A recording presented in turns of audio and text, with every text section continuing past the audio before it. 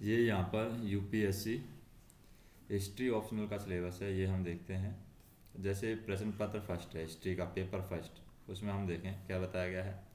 जैसे पुरातात्विक स्रोत बताए गए हैं। पुरातात्विक स्रोतों के अंदर अन्वेषण, उत्खनन, पुरालेख विद्या, मुद्रा शास्त्र, स्मारक साहित्य स्रोत आते हैं। जैसे स्वदेशी, प्राथमिक और द्वितीयक, कविता, विज्ञान साहित्य, क्षेत्रीय भाषाओं का साहित्य है, धार्मिक साहित्य आता है।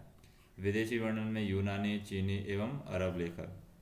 फिर दूसरा टॉपिक आता है हमारा प्राग ऐतिहासिक एवं आद्य ऐतिहासिक। प्राग ऐतिहासिक एवं आद्य ऐतिहासिक में भौगोलिक कारक, शिकार एवं संग्रहण, पुरापाषाण एवं मध्यपाषाण युग, कृषि का आरंभ, नवपाषाण एवं ताम्रपाषाण युग।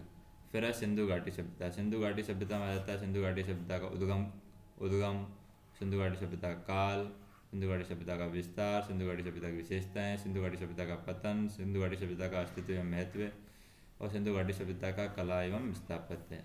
फिर महापाषाण युगीन संस्कृतियों में क्या आ जाता है। महापाषाण युगीन संस्कृतियों में सिंधु से बाहर पशुचारण एवं कृषि संस्कृतियों का विस्तार, सामुदायिक जीवन का विकास, बस्तियाँ, कृषि का विकास, शिल्पकर्म, मृद भांड एवं लोहे उद्योग आ जाते हैं। फिर है आर्य एवं वैदिक काल में भारत में आर्यों का प्रसार, वैदिक काल में धार्मिक एवं दार्शनिक साहित्य, ऋग्वैदिक काल में उत्तर वैदिक काल तक हुए रूपांतरण, राजनीतिक, सामाजिक एवं आर्थिक जीवन, वैदिक युग का महत्व, राजतंत्र एवं वर्ण व्यवस्था का क्रम विकास। फिर महाजनपद काल में आ जाता है महाजनपदों का निर्माण, गणतंत्रीय एवं राजतंत्रीय नगर केंद्रों का उद्भव, व्यापार मार्ग, आर्थिक विकास, टंकण, सिक्का ढलाई, जैन धर्म, बौद्ध धर्म का प्रसार, मगधों एवं नंदों का उद्भव। फिर आता है ईरानी एवं मगधु निकाय आक्रमण और उनके प्रभाव। फिर मौर्य साम्राज्य में बात करें, मौर्य साम्राज्य की नींव, चंद्रगुप्त, कौटिल्य और अर्थशास्त्र, अशोक, धर्म की संकल्पना, धर्मादेश, राज्य व्यवस्था, प्रशासन, अर्थव्यवस्था, कला एवं स्थापत्य, मूर्ति शिल्प, विदेशी संपर्क, धर्म का प्रसार, साहित्य, साम्राज्य का विघटन, शुक एवं कण्व। फिर आता है उत्तर मौर्य काल। उत्तर मौर्य काल में भारत, यूनानी, शक, कुषाण, पश्चिमी क्षेत्र, बाहरी विश्व से संपर्क, नगर केंद्रों का विकास, अर्थव्यवस्था, टंकण, धर्मों का विकास, महायान, सामाजिक दशाएं, कला, स्थापत्य, संस्कृति, साहित्य एवं विज्ञान। फिर हम बात करें प्रारंभिक राज्य एवं समाज। प्रारंभिक राज्य एवं समाज पूर्वी भारत, दक्कन और दक्षिणी भारत में, जैसे खारवेल, सातवाहन, संगमकालीन तमिल राज्य, प्रशासन, अर्थव्यवस्था, भूमि अनुदान, टंकण, व्यापारिक श्रेणियाँ एवं नगर केंद्र, बौद्ध केंद्र, संगम, साहित्य एवं संस्कृति, कला एवं स्थापत्य।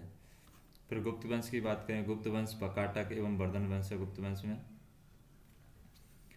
वंश में वकाटक एवं वर्धन वंश में जैसे कि राज्य व्यवस्था एवं प्रशासन, आर्थिक दशाएं, गुप्तकालीन टंकण, भूमि अनुदान, नगर केंद्रों का पतन, भारतीय सामंतशाही, जाति प्रथा, स्त्री की स्थिति में जैसे शिक्षा और शैक्षिक संस्थाएं, नालंदा, विक्रमशिला एवं वल्लभी, साहित्य, विज्ञान साहित्य, कला एवं स्थापत्य। फिर गुप्तकालीन क्षेत्रीय राज्य की बात करें, गुप्तकालीन क्षेत्रीय राज्य में क्या है, कदम्ब वंश है। गुप्तकालीन क्षेत्रीय राज्य में कदम्ब वंश, पल्लव वंश, बदमी का चालुक्य वंश, राज्य व्यवस्था एवं प्रशासन, व्यापारिक श्रेणियाँ, साहित्य, वैष्णव एवं शैल धर्मों का विकास, तमिल भक्ति आंदोलन, शंकराचार्य, वेदांत, मंदिर संस्थाएं, मंदिर स्थापत्य, पाल वंश, सैन वंश, राष्ट्रकूट वंश, परमार वंश, राज्य व्यवस्था एवं प्रशासन, सांस्कृतिक पक्ष, सिंध के अरब विजेता, अल वरूनी, कल्याण का चालुक्य वंश, चौल वंश, होयसल वंश, पांड्य वंश, राज्य व्यवस्था एवं प्रशासन, स्थानीय शासन, कला एवं स्थापत्य का विकास, धार्मिक संप्रदाय, मंदिर एवं मठ संस्थाएं, अग्रहार वंश, शिक्षा और साहित्य, अर्थव्यवस्था एवं समाज। फिर प्रारंभिक भारतीय सांस्कृतिक इतिहास के प्रतिपाद्य में हम देखें भाषाएं एवं मूल ग्रंथ, कला एवं स्थापत्य के क्रम विकास के प्रमुख चरण, प्रमुख दार्शनिक चिंतक एवं शाखाएं, विज्ञान और गणित के क्षेत्र के विचार। फिर है प्रारंभिक मध्यकालीन भारत, जैसे 750 से 1200। राज्य व्यवस्था, उत्तरी भारत एवं प्रायद्वीप में प्रमुख राजनीतिक घटनाक्रम, राजपूतों का उद्गम एवं उदय। चोल वंश, प्रशासन, ग्रामीण अर्थव्यवस्था एवं समाज, भारतीय सामंतशाही, कृषि अर्थव्यवस्था एवं नगरीय बस्तियां, व्यापार एवं वाणिज्य। फिर समाज, ब्राह्मणों की स्थिति, कई सामाजिक जो व्यवस्थाएं हैं, स्त्रियों की स्थिति, भारतीय विज्ञान एवं प्रौद्योगिकी। फिर भारत की सांस्कृतिक परंपरा है, जैसे 750 से 1200 में भारत की सांस्कृतिक परंपरा, दर्शन, शंकराचार्य एवं वेदांत, रामानुज एवं विशिष्टाद्वैत, मध्य एवं ब्रह्मीमास, धर्म, धर्म के स्वरूप एवं विशेषताएं, तमिल भक्ति, संप्रदाय भक्ति का विकास, इस्लाम और भारत में इसका आगमन एवं सूफी मत। फिर साहित्य में संस्कृत साहित्य, तमिल साहित्य का विकास, नव विकासशील भाषाओं का साहित्य, कलन की राजतरंगिणी, अलबरूनी का इंडिया। फिर कला एवं स्थापत्य है, मंदिर स्थापत्य, मूर्ति शिल्प एवं चित्रकला। फिर 13वीं शताब्दी में बात करें, दिल्ली सल्तनत की स्थापना, गौरी के आक्रमण, गौरी की सफलता के पीछे कारक, आर्थिक, सामाजिक एवं सांस्कृतिक परिणाम, दिल्ली सल्तनत की स्थापना एवं प्रारंभिक तुर्क सुल्तान, सुदृढ़ीकरण, इल्तुतमिश और बलबन का शासन। फिर 14वीं शताब्दी में हमारा खिलजी क्रांति आ जाती है, अलाउद्दीन खिलजी, विज्ञान एवं क्षेत्र प्रसार, कृषि एवं आर्थिक उपाय। फिर मोहम्मद तुगलक के प्रमुख विकल्प, कृषि उपाय, मोहम्मद तुगलक की अफसरशाही। फिर फिरोज तुगलक के बारे में बात करें, कृषि उपाय, सिविल इंजीनियरिंग, लोक निर्माण में उपलब्धियाँ, दिल्ली के बारे में। और सल्तनत का पतन, दिल्ली सल्तनत का पतन, विदेशी संपर्क एवं बतूता का वर्णन। फिर 13वीं और 14वीं शताब्दी का समाज है, संस्कृति एवं अर्थव्यवस्था की बात करें, समाज, ग्रामीण समाज की रचना, शासी वर्ग, नगर निवासी, स्त्री, धार्मिक वर्ग, सल्तनत के अंतर्गत जाति एवं दास प्रथा, भक्ति आंदोलन, सूफी आंदोलन। संस्कृति, फारसी साहित्य, उत्तर भारत की क्षेत्रीय भाषाओं का साहित्य, दक्षिण भारत की भाषाओं का साहित्य, सल्तनत स्थापत्य एवं नए स्थापत्य रूप, चित्रकला, सम्मिश्र संस्कृति का विकास। फिर अर्थव्यवस्था, कृषि उत्पादन, नगरीय अर्थव्यवस्था, कृषितर उत्पादन का उद्भव, व्यापार एवं वाणिज्य। फिर 15वीं एवं प्रारंभिक 16वीं शताब्दी, राजनीतिक घटनाक्रम एवं अर्थव्यवस्था, प्रांतीय राजवंशों का उदय, बंगाल, कश्मीर, जैनुल आबदीन, गुजरात, मालवा, बहमनी, विजयनगर साम्राज्य, लोधी वंश, मुगल साम्राज्य पहला चरण, बाबर एवं हुमायूं। फिर सूर साम्राज्य, शेरशाह का प्रशासन, पुर्तगाली है औपनिवेशिक प्रतिष्ठान। फिर 15वीं और प्रारंभिक 16वीं शताब्दी की बात करें, 15वीं और प्रारंभिक 16वीं शताब्दी में समाज एवं संस्कृति, क्षेत्रीय सांस्कृतिक विशेषताएं, साहित्यिक परंपराएं, प्रांतीय स्थापत्य, विजयनगर साम्राज्य का समाज, संस्कृति, साहित्य एवं कला, अकबर में विजय और साम्राज्य का सुदृढ़ीकरण, जागीर एवं मुंसिफ व्यवस्था की स्थापना, राजपूत नीति, धार्मिक एवं सामाजिक दृष्टिकोण का विकास, सुलह कुल का सिद्धांत एवं धार्मिक नीति, कला एवं प्रौद्योगिकी को राजदरबारी संरक्षण। फिर 17वीं शताब्दी में मुगल साम्राज्य, जहांगीर, शाहजहाँ, औरंगजेब के प्रमुख प्रशासनिक नीतियाँ, साम्राज्य एवं जमींदार, जहांगीर, शाहजहाँ और औरंगजेब की धार्मिक नीतियाँ, मुगल राज्य का स्वरूप, उत्तर 17वीं शताब्दी का संकट एवं विद्रोह, अहोम साम्राज्य, शिवाजी एवं प्रारंभिक मराठा राज्य। फिर है 16वीं एवं 17वीं शताब्दी में अर्थव्यवस्था एवं समाज, जनसंख्या, कृषि उत्पादन, शिल्प उत्पादन, नगर, डच, अंग्रेज एवं फ्रांसीसी कंपनियों के माध्यम से यूरोप के साथ वाणिज्यिक व्यापार क्रांति, भारतीय व्यापारी वर्ग, क्षेत्र, बैंकिंग, बीमा एवं ऋण प्रणालियाँ, किसानों की दशा, स्त्रियों की दशा, सिख समुदाय एवं खालसा पंथ का विकास। फिर है मुगल साम्राज्यकालीन संस्कृति, मुगल साम्राज्यकालीन संस्कृति में फारसी इतिहास एवं अन्य साहित्य है, हिंदी एवं अन्य धार्मिक साहित्य है, मुगल स्थापत्य, मुगल चित्रकला है, प्रांतीय स्थापत्य एवं चित्रकला है, शास्त्रीय संगीत है, विज्ञान एवं प्रौद्योगिकी है। फिर 18वीं शताब्दी की बात करें, 18वीं शताब्दी में मुगल साम्राज्य के पतन के कारक क्या हैं? क्षेत्रीय सामंत देश, निजाम का ढक्कन, बंगाल एवं अवध, पेशवा के अधीन मराठा उत्कर्ष, मराठा राजकोषीय एवं वित्तीय व्यवस्था, अफगान शक्ति का उदय, पानीपत का युद्ध 1761 में, ब्रिटिश विजय की पूर्व संध्या में राजनीति, संस्कृति एवं अर्थव्यवस्था की स्थिति। फिर हम पेपर सेकंड देखते हैं, ऑप्शनल का जो पेपर सेकंड है इसमें क्या है।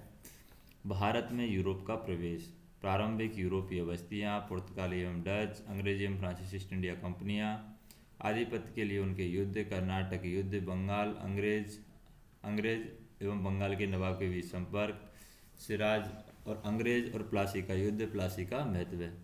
फिर भारत में ब्रिटिश प्रसार, बंगाल, मीर जाफर, मीर कासिम, बक्सर युद्ध, मैसूर, मराठा, तीन अंग्रेज युद्ध हुए हैं, तीन अंग्रेज मराठा युद्ध और पंजाब। फिर है ब्रिटिश राज्य की प्रारंभिक संरचना, जैसे कि प्रारंभिक प्रशासनिक संरचना, द्वैध शासन से प्रत्यक्ष नियंत्रण तक, regulating act 1773, British India act 1784, charter act 1833, मुक्त व्यापार का स्वर एवं ब्रिटिश औपनिवेशिक शासन का बदलता स्वरूप, अंग्रेजी उपयोगितावादी और भारत। फिर है ब्रिटिश औपनिवेशिक शासन का आर्थिक प्रभाव, जैसे कि ब्रिटिश भारत में भूमि, राजस्व बंदोबस्त, स्थायी बंदोबस्त, रैयतवारी बंदोबस्त, महलवारी बंदोबस्त, राजस्व प्रबंधन का आर्थिक प्रभाव, कृषि का वाणिज्यीकरण, भूमिहीन कृषि क्षेत्र श्रमिकों का उदय, ग्रामीण समाज का परिक्षीणन। फिर है पारंपरिक व्यापार एवं वाणिज्य का विस्थापन, अनौद्योगिकरण, पारंपरिक शिल्प की अनवनति, धन का अपव्यय, भारत का आर्थिक रूपांतरण, टेलीग्राफ एवं डाक सेवाओं के समेत रेलपथ एवं संचार जाल, ग्रामीण भीतरी प्रदेश में दुर्भिक्ष एवं गरीबी, यूरोपीय व्यापार उद्गम एवं इनकी सीमाएं। फिर है सामाजिक एवं सांस्कृतिक विकास में स्वदेशी शिक्षा की स्थिति, इसका विस्थापन, प्राच्यविद आंग्लविद विवाद, भारत में पश्चिमी शिक्षा का प्रादुर्भाव, प्रेस, साहित्य और लोकमत का उदय, आधुनिक मातृभाषा साहित्य का उदय, विज्ञान की प्रगति, भारत में क्रिश्चियन मिशनरी का कार्यकलाप। फिर है बंगाल एवं अन्य क्षेत्रों में सामाजिक एवं धार्मिक सुधार आंदोलन, जैसे कि राम मोहन राय, ब्रह्म आंदोलन, देवेंद्रनाथ टैगोर, ईश्वर चंद्र विद्यासागर, युवा बंगाल आंदोलन, दयानंद सरस्वती, भारत में सती, विधवा विवाह, बाल विवाह आदि समेत सामाजिक सुधार आंदोलन, आधुनिक भारत के विकास में भारतीय पुनर्जागरण का योगदान, इस्लामी पुनरुद्धारवादी, फराइजी और वहाबी आंदोलन। फिर ब्रिटिश शासन के प्रति भारत की अनुक्रिया जो है, जैसे रंगपुर डींग 1783, कोल विद्रोह 1832, मालाबार में मोपला विद्रोह है 1841 से 1920, संथाल भूल 1855, नील विद्रोह 1859 से 60, दक्कन विप्लव 1875, मुंडा उलगुलान 1899 से 1900 समेत 18वीं और 19वीं शताब्दी में हुए किसान आंदोलन एवं जनजातीय विप्लव।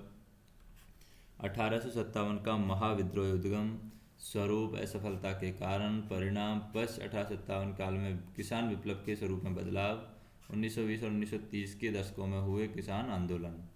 फिर भारतीय राष्ट्रवाद के जन्म के कारक क्या हैं, जैसे कि संघों की राजनीति, भारतीय राष्ट्रीय कांग्रेस की बुनियाद, कांग्रेस के जन्म के संबंध में सेफ्टी वालों का पक्ष, प्रारंभिक कांग्रेस के कार्यक्रम एवं लक्ष्य, प्रारंभिक कांग्रेस के नेतृत्व की सामाजिक रचना, नरम दल एवं गरम दल, बंगाल का विभाजन 1905 में, बंगाल में स्वदेशी आंदोलन के आर्थिक एवं राजनीतिक परिप्रेक्ष्य और भारत में क्रांतिकारी उग्रपंथ का आरंभ। फिर गांधी के उदय की बात करें, जैसे गांधी के राष्ट्रवाद का स्वरूप, गांधी का जनाकर्षण, रॉलेट सत्याग्रह, खिलाफत आंदोलन, असहयोग आंदोलन समाप्त होने के बाद में सविनय अवज्ञा आंदोलन के प्रारंभ होने तक की राष्ट्रीय राजनीति, सविनय अवज्ञा आंदोलन के 2 चरण, साइमन कमीशन, नेहरू रिपोर्ट, गोलमेज परिषद, राष्ट्रवाद और किसान आंदोलन, राष्ट्रवाद एवं श्रमिक वर्ग आंदोलन, महिला एवं भारतीय युवा एवं भारतीय राजनीति में छात्र 1885 से 1947, 1937 का चुनाव एवं मंत्रालयों का गठन, क्रिप्स मिशन, भारत छोड़ो आंदोलन, बेरेल योजना, कैबिनेट मिशन।